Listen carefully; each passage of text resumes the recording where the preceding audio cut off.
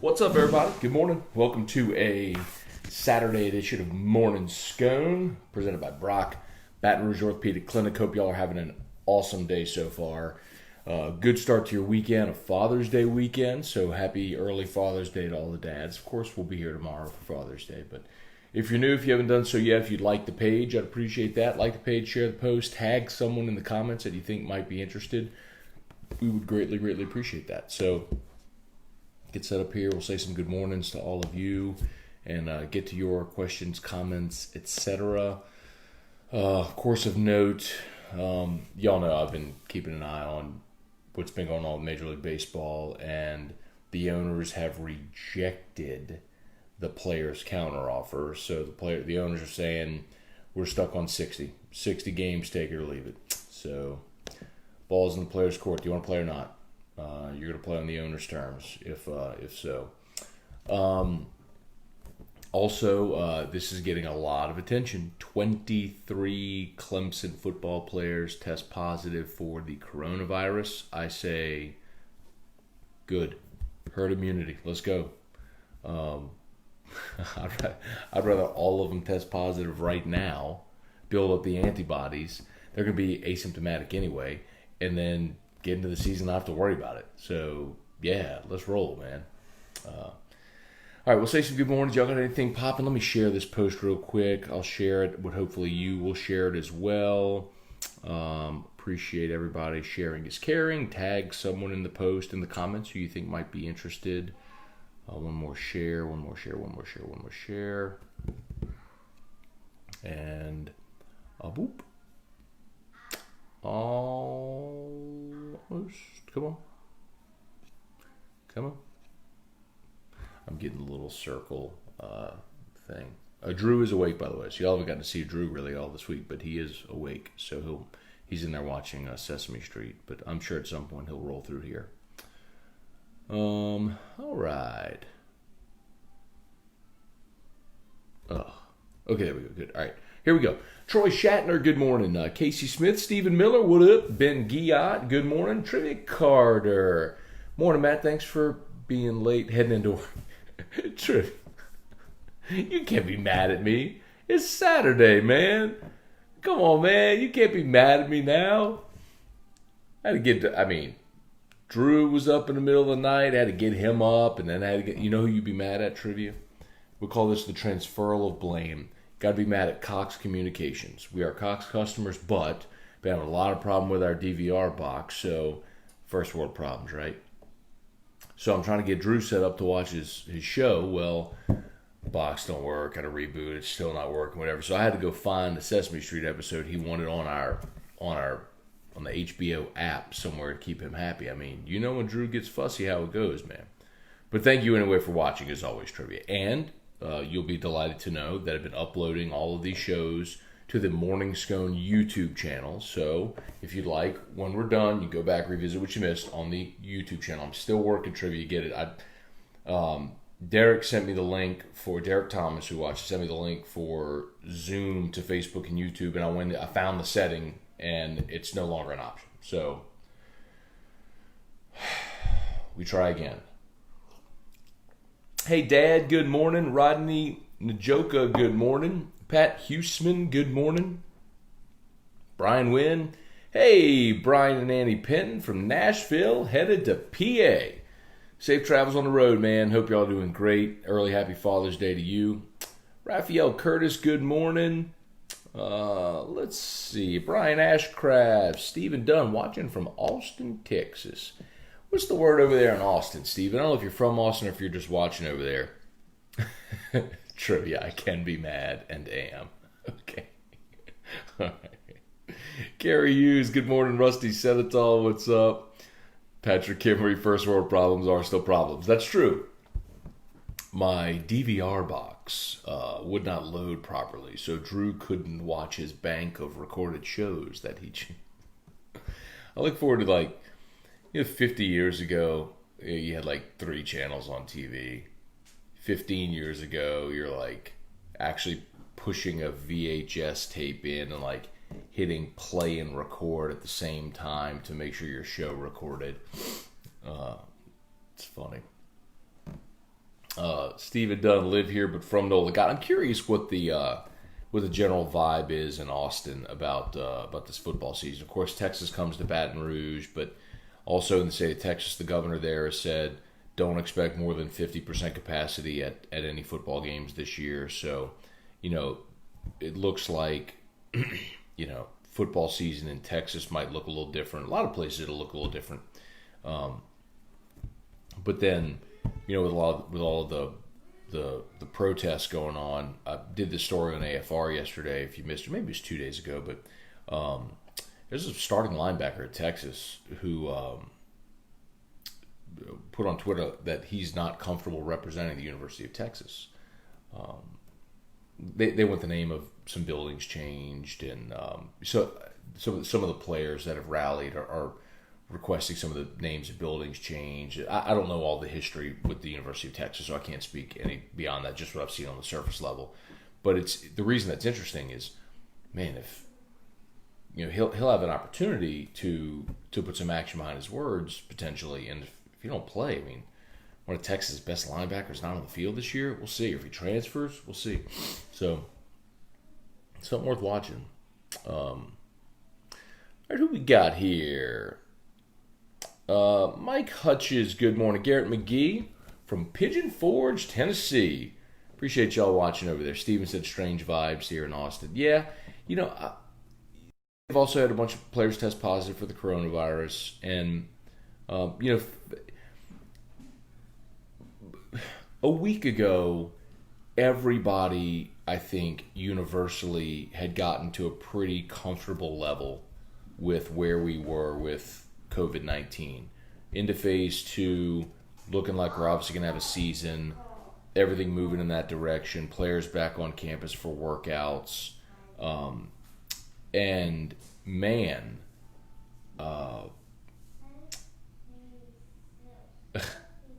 all of a sudden Fauci comes out and says, I don't know how there'll be football if they're not in the bubble.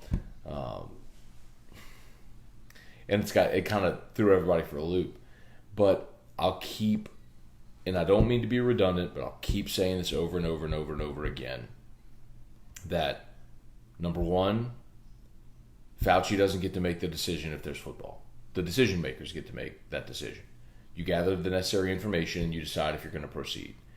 And overwhelmingly, what we've seen from the decision makers is we're going to proceed. And the players and their families have to decide what risk they want to assume. And overwhelmingly, they've said, we're going to play. So they're going to play. They're going to play football. And I will continue to maintain that that every time I see players testing positive, and especially those that test positive and are asymptomatic, that is a good thing. Because what it continues to show is exactly what we feel like we know about COVID-19, which is the way that this virus attaches itself is to sick and dying lung tissue, which means people with pre-existing conditions or older people or people who are smokers. Like, you're not going to do well with this. This is why kids have largely been asymptomatic. It's not attacked children. It's not to say children can't come in contact with the virus. It's just not affecting them at all because they have young, healthy lung tissue. Same with 19, 20, 21, 22 college athletes, scholarship athletes. They're not being affected by it. That's why you see every positive case from these guys. They're all asymptomatic. So, okay, I'm for it. Develop some herd immunity. Let everybody get it to whatever degree, build up antibodies against it, and roll. Let's see. Stephen Miller, when did you say the deadline to sign Cisse was? So the NCAA, good question. The NCAA this week, for football, announced the 6-week sort of ramp up. Well, they also set July 20th, I believe, as the date for basketball to begin their mandatory workout. So right now, basketball can have, for campuses that are open, basketball can have voluntary workouts as well, like football is. But to start the mandatory workouts, like how football has their report date and their mandatory workouts, basketball is July 20th. So, I mean, theoretically, you'd love for Cisse to already be on somebody's campus right now going through workouts, the voluntary workouts. But July 20th is you better be somewhere, rolling toward a season. So, and the really interesting thing about that, Steven, even more so, is that's before the deadline for guys to make their draft decisions. So I would really hope that, a lot of these guys are playing a little wait and see game for the NBA draft. Emmett Williams has already. Emmett signed on to play in some 3-on-3 league this year. I think with two other former LSU players, Johnny O'Brien, and who's the other one? Quarterman, maybe? Either way. But the point is, he's gone. I mean, he's already playing. He's already signed to play in a professional 3-on-3, tournament. So he's done. And that much we knew all along. Emmett was never coming back. But I think they can get Smart and Days back. From what I understand, Watford's gone. But they got to hurry up and make those decisions. Let's see. Kelly Presley, good morning. George Hart, good morning. Pat Huseman. On the way to Slidell, North Shore High, oldest daughter's graduation ceremony. There you go, man. That's awesome, Pat. Congratulations. So I guess a lot of schools didn't get to have ceremonies because of COVID-19. So I guess they just delayed theirs, which is good to see, man. Congrats. Congrats to you and your family, to your daughter. Dustin Krull, good morning. Brian and Andy Penn. The website said somebody has to sign for your package. Okay, that's pretty typical, Brian. But a lot of times the delivery person will just leave it anyway. But cool. If I'll go check the tracking.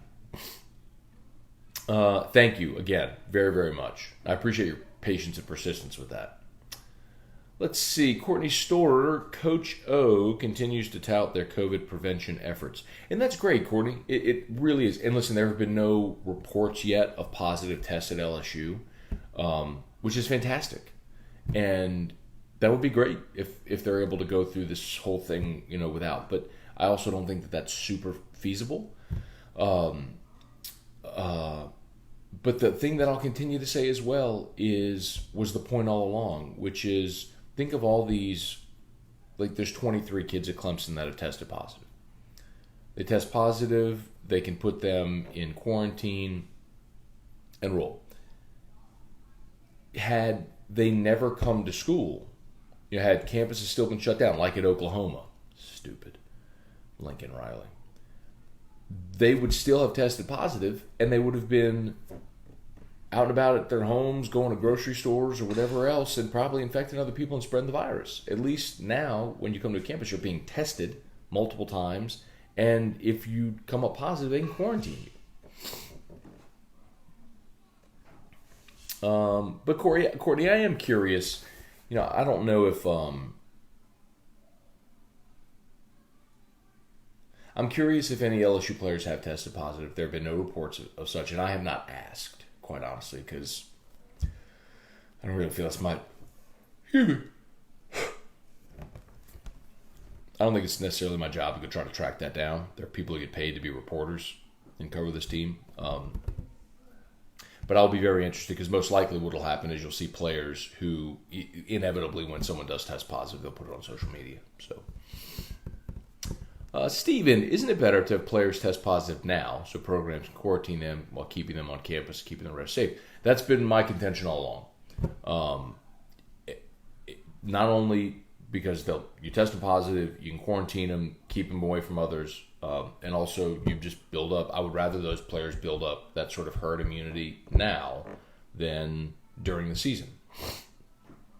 Which is why, to my point about Lincoln Riley, if you're Lincoln Riley and you said we need to wait as long as possible before we get anybody on campus, okay, well, think about all the programs now who have a month head start on you as far as workouts, and all these players that have tested positive, everyone else is a month ahead of Oklahoma now, because Lincoln Riley just had to show them. Anyway. Hey, Mama Ford, good morning. Hope y'all are doing well. Tell Chafo we said Happy Father's Day. Chafo is Charlie Ford. Chafo. Jared LeBlanc. Matt, did y'all decide to not wear tuxedos yesterday because y'all weren't presenting the SP on air? Jared, yeah, so feasibly it wasn't going to work out. Had we done that whole thing, we were going to. So for those that don't know, ESPN, the ESPYs this year are virtual. they allowed several affiliates to award an honorary SB. We were chosen as one of those affiliates, so we had honorary SBs. And we made the announcement yesterday at 5 o'clock on AFR who won the honorary SBs. And we talked a week ago about doing, Terrio and I, a big presentation, like wear tuxedos, do the velvet rope, red carpet type thing in our studio. Well, they ultimately decided that we would announce the winner at 5, but Cade and Louisiana Prep Weekly would present the award to the 2 winners on their show at 6. So they took the trophies with them and did the whole thing there. So it's all good. All good. But yes, that's why. Hey, Kelly Gross, good morning. Devin Michael Snow, what's up, man? Kevin Wagner, good morning. Doug Baird. Have there been any cancellations on LSU's 2020 football schedule? No, sir. No cancellations. And candidly, every conversation I've had is moving on, moving forward, and with hopes of having as many people in the stadium as possible. I think you look to take whatever precautions you can, and that might include asking people to wear masks. That might include temperature scans when people walk in, which honestly I think that's just, I don't know how you do that especially if people are outside tailgating all day. I mean, of course you're going to have elevated temperatures. That seems like just an impossible task. But whatever you feel like you got to do. The other thing too to keep in mind is when you think about like one thing that may be affected would be like suites or like the club level seating, and the reason is because it's indoor versus outdoor. Like if you're in the bowl, you're outdoors. If you're in the club or the suite, like you could be in an enclosed spot, and they limit the people there. So like if a suite holds 20 people, they may determine if you can't have more than 10 in a group, maybe they'll only open half the suite. Something like that. So I think that's a consideration. Just things like that may change, but for the most part, they're moving forward with games and the opportunity to play. So, who else we got? Let's see. Doug, any option for a fall college baseball season? If you mean to play the 2020 season in the fall, no, 0% chance of that. It's all moving forward for the 2021 season. There just is going to be no champion for 2020. Brian Ashcraft, more tests is more positive results. That's another big part of it too. And I'll tell you what, Brian, the other thing that of course is going to happen as you test more, you're going to get more positives. You're going to see more cases, of course, increase. But what you're also going to see is you're going to see more people recover, and the mortality rate's going to drop, which is something that I've said all along with this. And the mass panic happened when the mortality rate was around 13%, and that's a startling number. But you also have to keep in mind that initially the first people that were going to be tested were the people that were in the most critical cases, right? Like if you needed to be on a ventilator, or like in that nursing home in Seattle, unfortunately, like the most critical were the ones that were tested first. And so, of course, you saw an elevated number. Well, as the virus started to spread and healthier people got it and recovered, you saw the mortality rate drop. And as we test more and more people are healthy and recover, you're going to continue to see the mortality rate drop. So all along, the number that I've said has been where it probably settles is somewhere around 2 or 3%, which is still in total, when you talk about the number of cases, an enormous number. And I don't mean to be insincere about that in any way, because it's obviously affected a lot of people. I just also believe that we have to do our due diligence as far as taking whatever precautions we can, and then you take whatever risk you're comfortable taking. You're going about your day. You're going about your life. Let's see. Now, the other thing about fall baseball, though, who was that asked? It was Doug. Now, Doug, if you're talking about like fall baseball practice, because the baseball teams do practice during the fall, and they have like the Purple and Gold War Series, that's all in the fall. That I think will happen. I think they will practice baseball in the fall. But as far as like a season to replace the 2020 season, no, there's no chance of that. Shelby Kelly, good morning. Let's see. Oh, Mimi's watching. Look out, Drew. Mimi's watching. Mimi's House of Pain. Just kidding, T. I'm just kidding.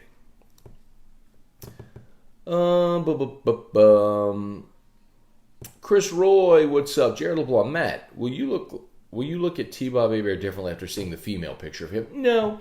For those that missed it, have y'all seen that Face app? Where the app takes a picture of you and like turns you into female. Well, Rivers, the OTB producers on maternity leave, did that with all of our staff and put them on Twitter, and it was hilarious. Actually, T-Bob and I were probably the best looking women, which is odd. Like, I'm a better looking woman than I am man, but I had amazing hair. Everyone kind of agreed, which is really a cruel joke that I, of all people, am the one who had the great hair in the picture. Let's see. Steven, hot temperatures plus alcohol consumption at tailgating will most definitely equal elevated body temps. I don't think there's any doubt about that. Henry Gibbs, would it? Let's see.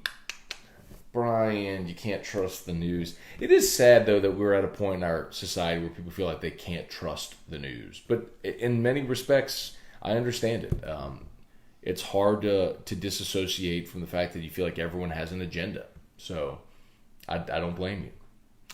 Chris Roy, what's up, man? Let's see. Good morning. Saw where Greg Heyer left LSU hoops, but Wade filled immediately, so everything okay there. Yeah, so talked about that a little bit the past couple of days, Chris. So the thing with Greg Heyer is very good coach, and I hate to see him leave because he's got a fantastic reputation. He's a great recruiter. He's known for developing guards. He's the one that was kind of the lead recruiter for a lot of guys on the staff for Cam Thomas, the 5-stars coming in. He gets a lot of credit for developing Tremont and Skylar Mays and Javante. But there's no doubt Greg Heyer wants to be a head coach, and I also think, based on ear to ground, some of the things that maybe when Will was suspended, some of the things that they did while he was out. On court, I'm talking, maybe didn't jive, and so it created a little bit of a fraction there, and it just never really got better during this year. And sometimes it happens, man. Like it's not that it's personal or contentious or anything. It's just sometimes you're just relationships end, and that's kind of what this was. Greg Heyer was here for 3 years, and he's on to the next. I mean, it's a transient profession, and guys leave. But yes, Kevin Nickelberry was already on staff as an assistant to the head coach, but not an on-court role. Well, now with Greg Heyer out, Kevin Nickelberry moves to an on-court role. That's what happened with Tasman Mitchell. Tasman was in a support staff role, and then when Tony Benford left, Tasman was added to the staff, and Greg Heyer was promoted to associate head coach. So similarly, now Greg Heyer leaves, Kevin Nickelberry moves from an off-court support role into an on-court role. Let's see. Any more? Patrick Kimmery. I haven't been tested, but as much as I have to move around for work, I'm sure I've been exposed, gotten, and was asymptomatic. You can always go get tested for COVID antibodies. Look, I did. I went and got tested because I was curious. If y'all remember, some of y'all will, the SEC championship game in Atlanta, our whole staff got sick. I got sick. Jimmy got sick and got pneumonia as a result. Hannah Griff's wife got sick. Richard Dixon's wife got sick. Like, our whole staff just started falling. And, that day broadcasting the SEC championship was the worst day broadcasting that I've ever had.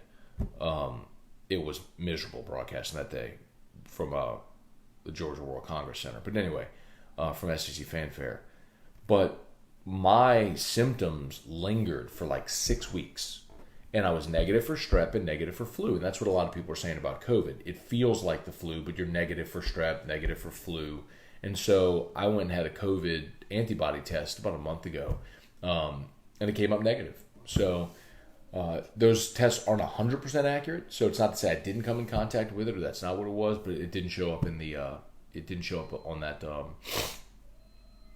blood test. So I would recommend you go get tested, because the other thing too, Patrick, like seriously, and the reason was, not only was I curious, but also they're doing a lot of tests right now with people who have developed the COVID antibodies to see if that in turn can help them develop a vaccine. So, it may be sort of a greater good thing if you find out you had it and you have the antibodies in your blood. Y'all hang on 1 second. I'll be right back. Talk amongst yourselves.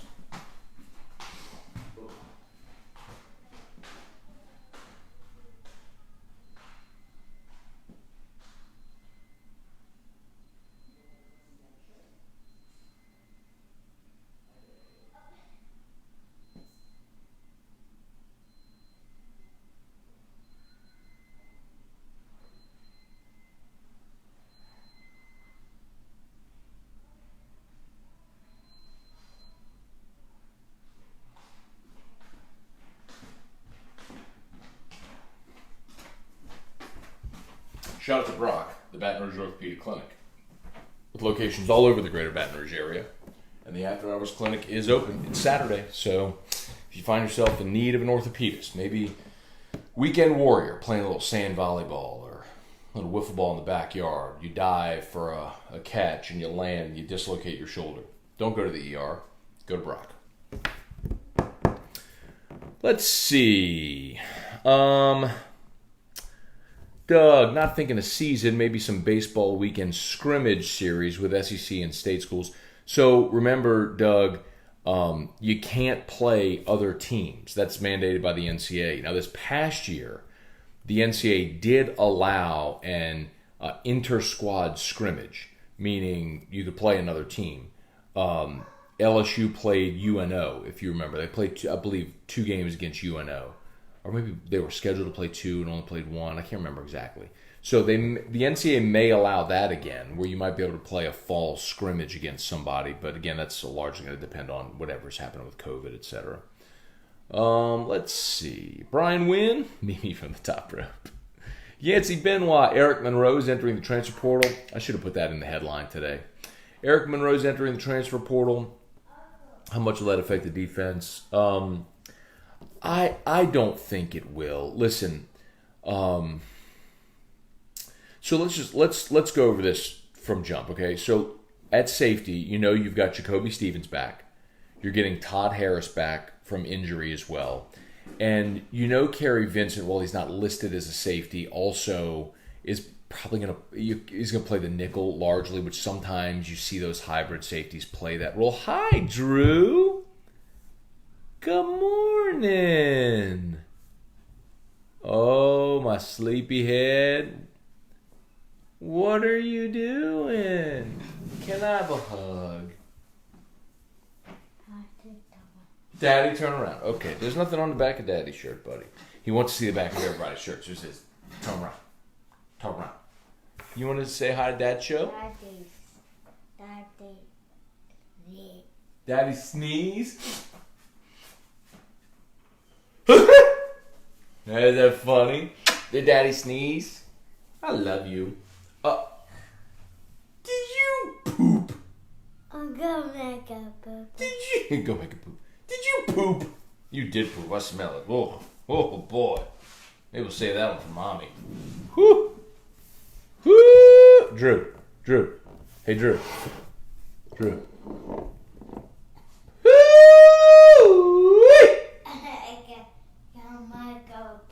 You did go make a poo-poo. You stink.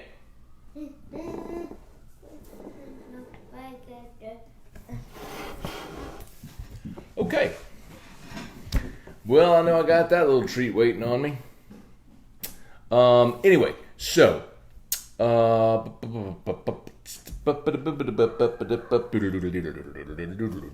we're talking about safeties. Okay, so Eric Monroe has announced his transfer. So, you've got Todd Harris. You've got Jacoby Stevens. You've got Cam Lewis still there at safety. Keenan Jones has moved, remember, from receiver to safety as well. And then you have Jordan Tolles, who signed in this last year's class as a safety. Hang on one second. I'm going to just want to adjust the camera. That's bothering me. Jordan Tolles was one of the best safeties in the country in this last year's class.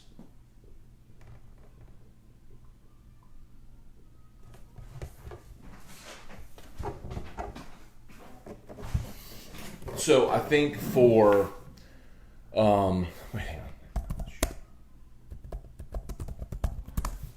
This is another safety they signed too. Hang on.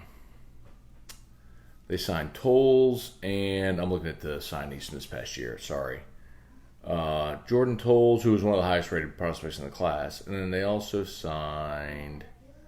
I thought there was another one. No. Okay, so Tolles was the only safety they signed. And one of the top players in Louisiana for 2021 is a safety as well. So anyway, point is, they're kind of loaded at safety. So if you're Eric Monroe, I kind of get it. You know, you've waited your turn. You're still buried on the depth chart at a deep position. You're not going to start this year with Todd Harris, Jacoby Stevens back, Cam Lewis. You'd be in the mix, but how much, don't know. So it's probably best, man. Go somewhere where you can go play. I get it. Gosh, dog it. I don't know why that bothers me so much. Just notice.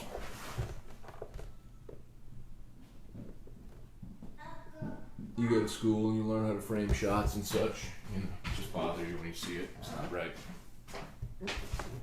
Okay. Please hit the share, by the way, if you've not done so yet. Or just tag someone in the comments who you think might find this show interesting. Appreciate that. All right, where are we? Okay. Lenny Gore, hi from Colorado. What's up, Lenny Gore? Ryan Robichaux, heard the antibodies test isn't accurate either. It's certainly not 100% accurate. That is true. Max Sender, I've been out of the loop. Did you watch the Will Blackwell interview? So, Max, I did not, but someone did ask me that the other day. I didn't know Will did it. I don't know where he did an interview, but I know what it's about because Will's a friend, and I've known Will for a long time, and he's been on my show a bunch, and I've had on-air and off-air conversations with Will about the 2011 season. I'm just certain that, and someone, who was it? Was Max Sender. So Max, somebody asked me that on this show a couple days ago, and I said the same thing, that I haven't seen it, but I'm sure it's probably about 2011, about how disappointed he is, about Les Miles, and how the game plan sucked, and it just, Will has been very vocal about that since that year. And that's his right. I mean, he had an All-America year, they were a great team, and Bama got a rematch, and LSU wasn't prepared, and it's what it is, and Will has never really let that go. He's been one of the more vocal players, outspoken players because of how that season ended. So who am I to tell him how to feel about it or what to think? But I'll tell you this: I've had the conversation so many times. Like T-Bob, of course, is on that team, and T-Bob has said this on air that after they beat Alabama in the 9-6 game, if you remember, Jarrett Lee started. He threw a couple picks. Jordan Jefferson came in the game. And where LSU found a few little soft spots with Bama was running the option. Jefferson running the ball, that sort of run, that threat. The long run that Michael Ford made in overtime was an option pitch. And so what T-Bob said is that Les was convinced the option is how they were going to beat Alabama, and they spent a month practicing the option. That's basically what T-Bob says. We spent basically a month practicing the option. And when they got stonewalled on the first drive, it was like, oh crap, what do we do now? Et tu, Joel. George Hart, good morning. Matt, how will they handle if a player gets sick during the season? Like, will they quarantine the team, the player, the curious? So, George, George, my guess is they'll do exactly what they're doing right now. If a player tests positive, they'll quarantine that player probably for 2 weeks. So the real question is, what if Miles Brennan, the week of the Texas game, tests positive? Does he miss the Texas game in the next week? Probably. As of now. My feeling on it, George, is I would rather let him go play. Because what we've seen is that players are asymptomatic. It's similar like if a player has the flu, if a player's cough, cold symptoms, they go play. Can you suck it up and play? I mean, you're still going to infect other people, other players, if you have those things, but they go play, and we're like, oh, he gutted it out. It shouldn't be any different with this. And people can say, well, there's a flu vaccine. That's true, and how many people don't get the flu shot? I would venture a guess that more than half of our country does not get the flu shot. So that's one of the things that I do laugh about with regards to a vaccine. Because there is a vaccine for the flu, and half of our country doesn't get it. Anyway, Joseph Manzella, good morning. Let's see, Patrick Kimmery. My wife was sick for almost the entire month of December with mild symptoms. Patrick, mine lingered for about 6 weeks. And I remember it was someone on Morning Scone, because I would sit here and I would do the show, and I was still had so much upper respiratory, symptoms. And at one point, into January, maybe early February, someone was like, "Man, do you realize you've had this junk for a long time?" I was like, "Yeah, I kind of have, haven't I?" Yancy Benoit. Exactly what happened to me in January, word for word. Test isn't accurate. I bet everything that I had it. Yancy, I feel the same way. I've had too many doctors basically describe the symptoms of COVID patients, and it was exactly what I had, and it was negative for strep and flu, and basically that's what they said. Is we've seen this already. People that came in with these symptoms, that we tested for strep and for flu, they were negative. It lingered, upper respiratory. I mean, it's probably what it was, and I got it in Atlanta, which would make a lot of sense. Major hub at that airport, and major international hub like that. That would make a lot of sense. Let's see. Ryan Robichaux, the antibody test is free as well. Insurance covers 100%. So I did mine about a month ago at the Aesthetic Medicine Anti-Aging Clinics of Louisiana, and insurance did not cover it. It was not free. But if there's a place where you can go now to get it for free, by all means. Connor O'Neill, good morning, Scone. Saw that 24/7 Sports ranked their tiers of college football teams based on the 15 teams that could win the national championship. Georgia was ahead of LSU. They're not the only team in the SEC with 4 and 5 stars. I feel they're still getting credit for playing Bama close in 2018. So, Connor, I did that topic 2 weeks ago. 24/7 called it their blue chip ratio.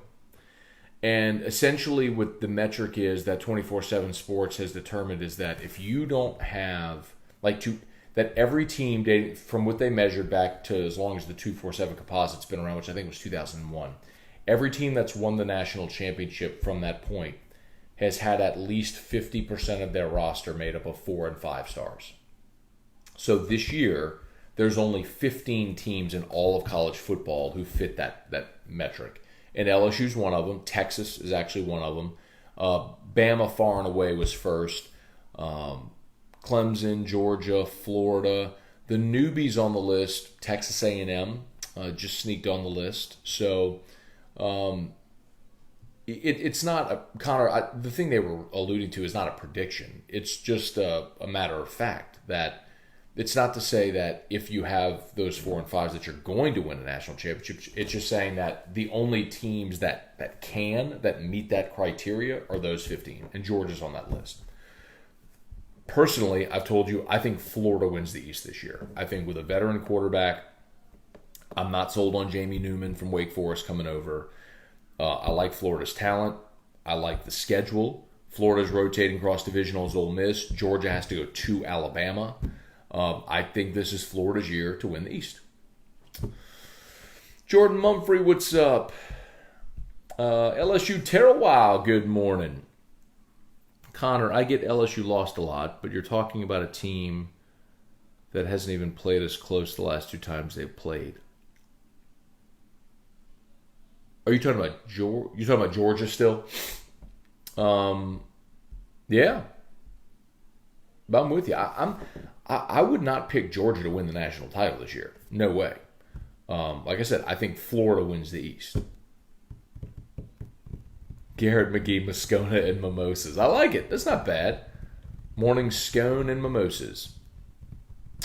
Yancey, based on your info about Monroe, I'd transfer to LOL. Yeah, Yancey, listen, that's the thing is, with respect to college football and rosters and transfers, typically, if a guy by year 3 hasn't cracked the rotation where he's playing, he goes somewhere else. Typically you come in and you have to, maybe redshirt, maybe not play. By year 2, you hope to be getting on the field in some way as part of the rotation. By year 3, you should be a starter, either as a junior or as a third-year sophomore. And if you're not, it's probably time to go, because what's happened is the 2 classes behind you now, they've recruited great people at your position. Like, look at Derek Stingley. If you're some people might wonder why, who was that cornerback? The kid who came as a receiver, moved to corner. Oh man, I'm having a brain fart. Anyway, well, he left. Well, Stingley comes in and steps right as a starter. I mean, it is the best cornerback in college football, maybe the best defensive player in college football. Well, that's what happens whenever you have people come behind you. It's like when you're at a place like LSU, the next wave of awesome players behind you. So if by year 3 you're not playing, you've had 2 more classes of great players at your position come behind you. So the odds of a Lloyd Cushenberry situation where you wait 4 years and then you're an awesome starter, that we mention it because it's atypical, because it doesn't normally happen. Hey, Becky Dijon, good morning. George Hart, Eric Sonier. Yancey, I don't and won't get either vaccine, flu or COVID. See, that's my point. And Yancey, to each their own. Personally, I think that's foolish, my opinion. And I get that there are different strains of the virus, and the flu vaccine isn't 100%, but it's certainly a much better protection against. And we would have far less cases and far less infections if everyone did get the vaccine, but to each their own. But that's my point about COVID. It's like, to the people that argue, well, we need a vaccine. Well, we have a vaccine for something that kills tens of thousands of people in our country every year, and half of our country doesn't get it. Doesn't choose to get the vaccine. So if we're waiting on the flu vaccine, I just think that's silly. I think you've got a better chance, or a COVID vaccine, you've got the better chance of developing antibodies through herd immunity and practicing social distancing for people who are at a greater risk. And I'll continue to say that over and over and over and over again. Hey, Mark Landry, Chris Williams, Ben Clark. What's up, Ben Clark? Good morning, man. Greg Lane. Connor, I heard the list you referenced. I think we're talking about different lists. The list I saw had Georgia in Tier 1 above LSU. Maybe I'm going crazy, IDK. Maybe we're talking about different lists. If there's different lists, I didn't see the list you're talking about. But I did see, Georgia was ahead of LSU in that list I referenced. It was Bama, then Georgia, and then Texas was actually 3. 64% of their roster was 4 and 5 stars. And then the next, there was 5 teams at 63%. It was LSU, Florida, Clemson, maybe a couple of others. Chris Juge, what's up? Ryan Robichaux. What does LSU do with that Scully they gained from Cameron? So, realistically, Ryan, Cameron Jackson wasn't going to end up at LSU. So they've known all along that scholarship was going to be open. If there is if there's a grad transfer they want to add that at a position of need, especially once they're able to get on the field, if they see that they have a glaring need, they could fill it. But I think the better bet, Ryan, would be backfill. Keep that spot for this coming class, for the 2021 class, and backfill. Sign 26 this year, especially because you got 11 guys from this state in the 24/7 player rankings. 11. You got 5 in the top 107. It's crazy. So you got a loaded year in Louisiana, and of your 11 commits already, only 2 are from the state. So you're gonna get Mason Smith, Chris Hilton, the receiver from Walker. You're going to load up on these in-state guys, and you're still in the mix for major national guys. If you have the opportunity to have an extra scholarship in a loaded class, that's what I'd prefer. Unless, if there's a grad transfer available right now that you feel like can be a day one impact guy. But I'll look around the roster and I'll go, okay, where do I need a day one impact guy? If you have a guy who could step in to be a starter on the offensive line, okay. But they went and used one on Liam Shanahan already. You're loaded on the defensive line.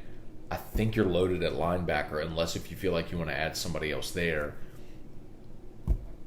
I look at corner and I go, you got Stingley on one side, Flott on the other, and then you got Jay Ward and Rodarius Jones and Kerry Vincent, who's in his senior season. I'm like, you can never have too many, but do you need one? Do you need a mercenary? You needed Jabril Cox. Like, you needed a mercenary at linebacker because you lost your top 4 linebackers from last year. You needed a guy that was going to come in day one, be a starter, and be a 100-tackle guy. Like, you needed that guy. Only other thing I would tell you is at quarterback, because the thing that worries me, like we just talked about, is you may love the potential of Max Johnson or TJ Finley, and we'll see what Miles Brennan is this year, but like we just talked about, what if Miles Brennan week 2, week 3 comes down with COVID, and he's got to sit for 2 weeks? You going to go start one of the freshmen? I guess. Hey, Kevin Banta, good morning. Rick Kelly, just a quick note about the 2011 season. In the AP poll, LSU received 1 vote for number 1. Oklahoma State received 4. The AP voter who voted for LSU received numerous death threats from BAM fans. I remember that guy, Rick. I had him on the show. I think he was from Utah. He was from somewhere out west, Utah or Colorado or something. I had the guy on the show. And his thing was basically Bama didn't deserve to be in it. And I agree with him. Yeah, Connor, you're right. I mean, there are always bad apples. Ryan Robichaux, who sees most carries at running back game 1? Ryan, I will say, well, it's Texas. Well, okay, so here's the caveat, right? It's Texas San Antonio. So let's say Chris Curry starts, which I think he will. They're going to beat Texas San Antonio by 50. So you're probably going to be running the ball late in the game, just to run out the clock. So give me John Emery. Give me John Emery. Because I think the whole second half, you're just running the ball to get out of there.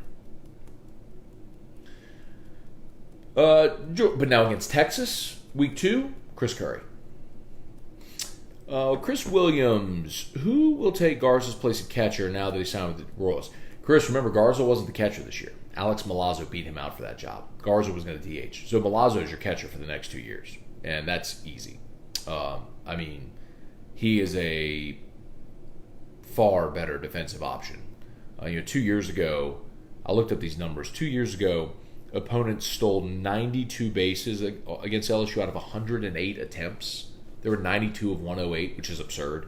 LSU only attempted like 86. Opponents stole more than LSU attempted 2 years ago.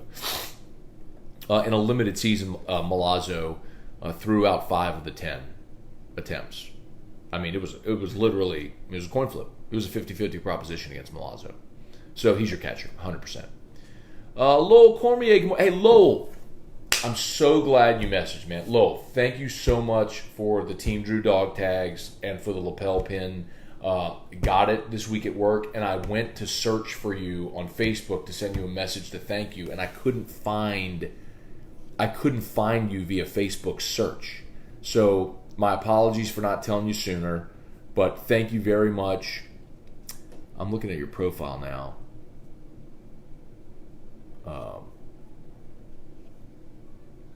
So I know who you are for the future. Like I obviously knew who you were, but I didn't know which profile was yours because there were a couple of Lowell Cormiers and it was kind of nondescript. But anyway, thank you. That was very, very kind, man. We put the dog tags in Drew's room. He's got a shelf like with a lot of gifts and different things that people have given, just Team Drew stuff over the year, little keepsakes and everything. So we put it in a dish on the shelf in his room. So thank you very much for that, man. Very, very, very kind. Jared LeBlanc, can you see teams keeping COVID positive tests quiet during the season? Absolutely. So their starters aren't forced to sit? Absolutely. 100%, Jared. Yes, I can. Rick Kelly, let's see. Connor, those fools have no business sending death threats to ATN. He didn't come to LSU because Miles didn't recruit him. Rick, no question. I also understand Connor's point. is that the overwhelming majority of fans are good, decent people. But you do have fools and bad apples in every fan base that try to get people. Like, I don't think every Alabama fan would poison the Toomer's trees, the Toomer's oaks at Toomer's Corner Robert. Harvey Updike's a lunatic. I don't think every LSU fan is threatening Travis Etienne's family. I think overwhelmingly they're good people, but you had some fringe loons on the internet who go and do stupid things. I don't think every, you get it. You get it. Kevin Banta, if John Emery doesn't emerge as a starter this year, would it be a bust and a 5-star running back? Kevin, I tell you all the time, man, like, and I've been saying this for more than a year, last year, like everybody who gets so married to the star rankings. Last year, I had so many people ask, "Hey, John Emery, when's John Emery play?" Like, look, use your eyes. Like, you obviously want. I'm not saying you, Kevin, but like the proverbial you. Like, just by the nature of the fact that you're here, you watch a lot of football. How could you watch the season last year and think in any way that John Emery deserved more touches? Clyde was all SEC and a first-round draft pick. Ty Davis-Price was overwhelmingly better than John Emery when he had his opportunities. And when Chris Curry finally got his opportunity, he was a stud in a national semifinal. John Emery dropped passes. He couldn't pass protect. He fumbled. Like, all of those things were legit issues. Is he athletically a very gifted player? Yes. But there's so much more to the position than that. And that's where he was so far behind. Is it a bust? No, it's not a bust. Blame the recruiting rankings people. Like, that's on them and on fans for accepting that as the expectation. Like, just use your eyes and say, who's better? You got a bunch of really good runners. Let's use the best. I just hate putting that expectation on any player because scouting services looked at grainy high school film and determined this kid's a 5-star. All of a sudden, he's a bust if he's not playing by year 2. I don't buy that, man. I don't buy it. And I'm not mad at you, Kevin, by the way, at all. I understand the question. I'm not coming down on you. It's just the whole nature of that scouting service, all that sort of stuff. Just that part bothers me. Like, if John Emery, look, and my hope for Emery, Emery went and had LASIK done this year. He had it done at Williamson. Dr. Blake Williamson did his LASIK. And he, like, from what I understand, like, had some legit eye issues. Like, legitimate, real issues. I don't want to go into any further detail, but hopefully that helps him be a better catcher, better field, pass catcher, better field vision. I don't know if it helps with ball security, but maybe. And hopefully he does emerge. But man, it's a different level from 5A football in Louisiana, even in the the river parishes, to playing in the SEC. Man, just big step up. Hey, Kirk Taylor, good morning. Ryan Robichaud, does LSU basketball coaching stuff affect Moose's decision? I don't think so, Ryan. Because, like we said, that's something that's been percolating for a long time. And Musa Cisse is going to be on campus for 1 year, a semester and a half, basically. Kirk, the picture of you and Terrio as women, y'all should have been girls. Poor Hanny. Hanny's was rough. So cool. Thank Kevin. I'm glad you understand, Kevin. That wasn't directed. You just asked the question. It wasn't directed at you. Cool. All right, y'all. I think we're done. Y'all have an awesome Saturday. We will be back tomorrow, of course, every day. So Father's Day edition of Morning Scone tomorrow. Look forward to that. In the meantime, as always, shout out to Brock. They're tagged in the post. If you could like the Brock page, that's a big help. Just click the link, tap like on their page. Really appreciate that. And we'll see you tomorrow. Have an awesome day. See ya.